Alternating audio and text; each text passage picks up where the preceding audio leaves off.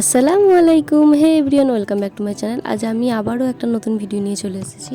মাছপ্রিয় বাঙালির ভীষণই পছন্দের একটা রেসিপি শেয়ার করতে চলেছি, সেটা হলো বাঁচা মাছের ঝাল। এই বাঁচা মাছের ঝাল গরম গরম ভাতের সাথে খেতে অসাধারণ লাগে। তো আসুন দেখে নেওয়া যাক রেসিপিটা প্রথম থেকে শেষ পর্যন্ত দেখার অনুরোধ রইল। রেসিপিটা তৈরির জন্য আমি আগে থেকেই মাছগুলোকে বেছে নিয়েছিলাম। মাছগুলোর সাইজগুলো কিন্তু খুব একটা বড় নয়, ছোট সাইজেরই বাঁচা মাছ। তো মাছগুলোকে আমি সমস্ত রকম মশলা দিয়ে ভালোভাবে মেখে নেব। তো আমি এখানে নিয়ে নিয়েছি 1 চামচ লবণ, 1 চামচ লঙ্কা গুঁড়ো, 1 চামচ হলুদ এবং 1 চামচ জিরে ও ধনে গুঁড়ো। তারপর আমি মাছগুলোকে ভালোভাবে মাখিয়ে নেব এবং আমি একটু হালকা জল দিয়ে মাছগুলোকে একটু সেদ্ধ করে নেব। তারপর আমি কড়াইয়ের মধ্যে পরিমাণ মতো তেল নিয়ে নিয়েছি এবং তেলের মধ্যে আমি কাঁচা জিরে দিয়ে ফোড়ন দেবো। তারপর একটু কাঁচা জিরেটা দিয়ে একটু নাড়াচাড়া করে নিয়ে আমি রসুন কুচি দিয়ে দেবো। তারপর একটু হালকা নাড়াচাড়া করে নেব এবং 2টো তেজপাতা, একটা এলাইচি দিয়ে দেব। তারপর আমি আগে থেকেই পেঁয়াজ টমেটোগুলোকে ছোটো ছোটো করে কাট করে নিয়েছিলাম। তারপর আমি তেলের মধ্যে পেঁয়াজগুলোকে দিয়ে দেব এবং পেঁয়াজটা একটু নাড়াচাড়া করে নেবো। যতক্ষণ না লাল লাল লাল হচ্ছে ততক্ষণ আমি একটু নাড়াচাড়া করে নেব। তারপর আমি 1/2 চামচ মতো লবণ অ্যাড করে দেবো এবং একটু নাড়াচাড়া করে নেব।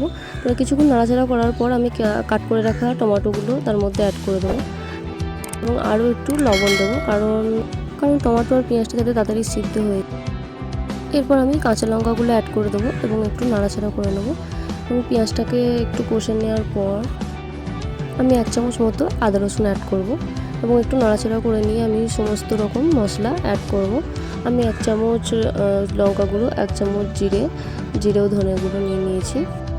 একটু ভালো মতো কষে নেওয়ার পর আমি পেঁয়াজ কষার মধ্যে সরষে বাটাটা অ্যাড করে দেবো এবং একটু ভালোভাবে নাড়াচাড়া করে নেব। তারপর আমি একটু জল অ্যাড করে দেবো এবং পেঁয়াজটাকে একটু ভালোভাবে কষে নেব। আমি এখানে জল বেশি ব্যবহার করব না, আমি তরকারিটা একটু রসা রসাই করব। তো দেখতেই পাচ্ছেন আমার কত সুন্দর একটা গ্রেভি তৈরি হয়ে গেছে। এরপর আমি ওপরে একটু হালকা চিনি ছড়িয়ে দেবো। তারপর কিছুক্ষণ ঝোলটাকে একটু ফুটিয়ে নিয়ে আমি মাছগুলোকে এর মধ্যে অ্যাড করে দেব।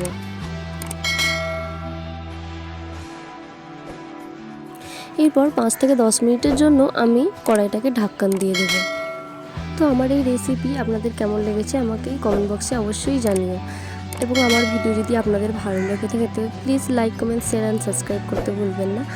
তো আশা করছি আবারও দেখা হবে নেক্সট ভিডিওতে। তো আজকের মতো টাটা, বাই বাই, আল্লাহ হাফিজ।